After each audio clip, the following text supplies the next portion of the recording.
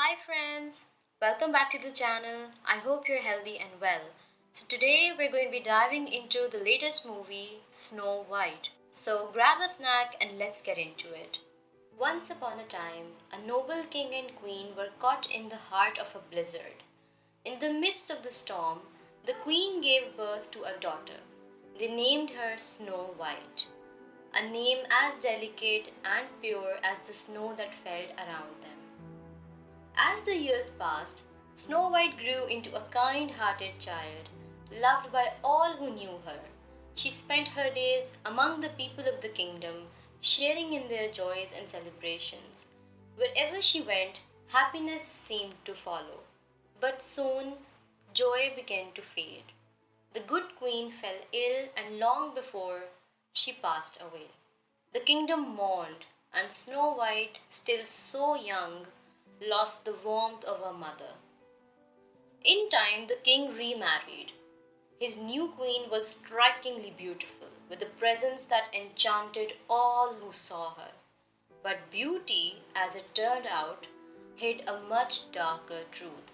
For this queen possessed powerful magic and a heart ruled by vanity and cruelty. After their marriage, the king was led to believe there was danger in the south, a threat to the realm, and so he left on a crusade, bidding farewell to his daughter, never to return. With the king gone, the new queen seized control. Her rule was harsh and unrelenting. She twisted the kingdom into her own image, forcing the farmers and merchants into her personal guards and draining the land of all its hope. Obsessed with being the fairest of them all, she turned to her magic mirror, a dark and whispering presence that fed her pride. To protect Snow White from her stepmother's growing jealousy, the princess was hidden away. No longer seen as royalty, she was forced to live as a maid, scrubbing floors in silence while the kingdom around her fell into ruin. Taxes soared, joy vanished, and for many it seemed the light had gone out for good. One day, a hungry bandit named Jonathan broke into the castle in the search of food, but he was quickly caught by the evil queen and tied to the gates as a warning to anyone who dared defy her. Snow White, watching all this from a distance, pleaded with the queen to see the suffering of their people, but she remained unmoved, her heart untouched by any passion. Later that night, quietly and without fanfare, Snow White returned to Jonathan. She freed him from his bonds and offered him a piece of bread, a small act of kindness in a kingdom slowly losing its light. The evil queen's magic mirror revealed a truth that she could not accept. Snow White was now the fairest of them all. Consumed by jealousy, the queen commanded the huntsman to kill Snow White and bring back her heart in a box. The huntsman found Snow White in the forest, calmly picking apples. When he tried to carry out the queen's order, she did not panic. Instead, she asked him why he intended to kill her. Moved by her courage and innocence, he refused to harm her. He warned her of the queen's wrath and urged her to flee deep into the forbidden forest. Snow White ran into the shadows of the ancient woods, evading the grasp of dark, twisted trees that seemed almost alive. Her kindness soon drew the woodland creatures to her side, and they guided her to a small, hidden cottage.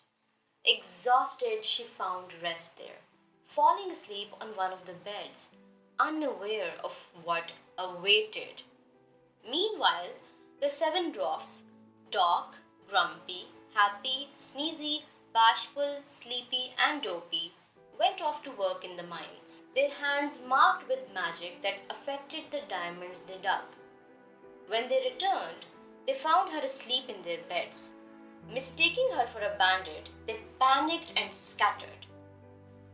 Dopey, however, found himself locked inside the room with Snow White and quickly realized she meant no harm. When the others soon returned, Grumpy voiced his doubts, but she revealed her true identity, and together they decided to protect her from the evil queen's wrath.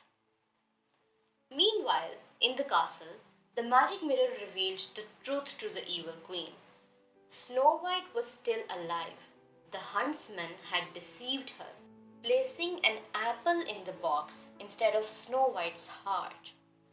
Enraged, the queen imprisoned the huntsman and reveled in the dark power she still held. Meanwhile, back in the cottage, after sharing a meal, the dwarfs began to joke and play around. Suddenly, a bowl of food slipped from the table and fell into Dopey's head.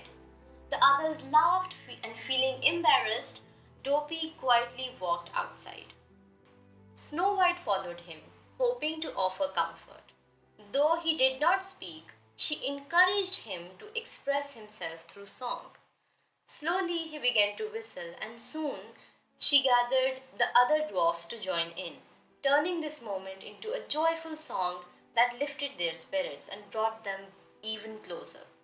Later, Snow White returned to the forest and unexpectedly ran into Jonathan once again.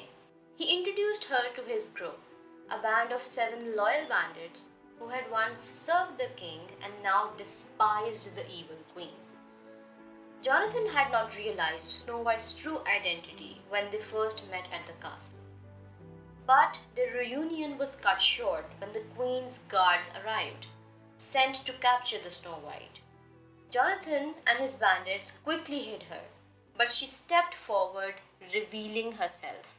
In the chaos that followed, an archer aimed an arrow at Snow White, but Jonathan bravely took the hit, saving her as the guards fled. She and the bandits hurried him back to the dwarf's cottage, where Doc worked quickly to brew a remedy that would heal his wound. One of the bandits quietly told Snow White how Jonathan had taken the arrow for her. Suddenly, both the bandits and the dwarfs noticed a spark between the two, a quiet, unexpected bond beginning to grow. Though she tried to brush it off at first, it became clear that something was blossoming, a gentle, unfolding love born amid the shadow of their struggle. As the days passed, Queen's guards finally caught up to Jonathan, capturing him and locking him away in the castle's dungeon, where he found himself imprisoned beside the huntsman. Taking advantage of the moment, the queen seizes Snow White's cherished necklace, a symbol of her past and her birthright, and retreats it deep into the shadows of her secret lair. There, surrounded by the flicker of candlelight and whispers of dark magic, she brews a powerful potion. With a single sip, her beauty fades, her figure hunches, and she takes the form of a frail old woman. Her disguise now complete, she sets out with one goal: to finish what she started and to ensure that Snow White is never seen again. As the morning breaks, the dwarfs head off to the mines, leaving Snow White behind in the quiet of the cottage. Not long after, the old woman appears at the door, the queen in disguise, and with sorrow in her voice, she tells Snow White that Jonathan has been gravely injured. When she shows her the necklace, her heart sinks, and in her worry, she lets the dangerous woman inside. The queen offers her an apple, its red skin gleaming with hidden poison, and gently urges her to take just one bite. Trusting and filled with fear for Jonathan, Snow White does this, and as the poison takes hold, her strength fades. The queen watches this with cold satisfaction, then sheds her disguise to reveal her true self, whispering the final cruel that she was the one who had Snow White's father killed. She collapses, silent and still, as the queen vanishes back into the woods. When the dwarfs return, They find her motionless on the floor, and their joy soon turns to heartbreak. With heavy hearts, they carry her into the forest and lay her gently upon a stone, surrounded by trees, as if the earth itself was mourning her. Far beneath the castle, in the cold of the dungeon, the huntsman sees the truth in Jonathan's eyes, a devotion to Snow White that cannot be ignored. Moved by it, he helps him escape, and without wasting a moment, Jonathan rides hard through the forest, desperate to reach her.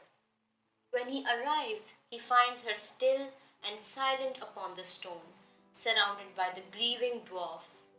Overcome with sorrow, he leans in and kisses her gently. And just as all hope begins to fade, her eyes flutter open. The spell is broken. Snow White has returned. The dwarfs erupt in joy, but she rises with a new purpose now, her voice steady as she tells them that the time has come. They must take back her kingdom. Her courage is contagious. Even Dopey, who has never spoken a word, finds his voice at last. This single moment is enough to rally them all. The dwarfs stand behind her, ready to fight, not just for Snow White, but for the kingdom they love. With resolve in her heart and the whole kingdom watching, Snow White returns to the castle, stepping forward to confront the evil queen in full view of her subjects. The queen, still clinging to her power, conjures a dagger and offers it to Snow White, daring her to strike. But Snow White refuses. Her strength lies not in vengeance, but in hope.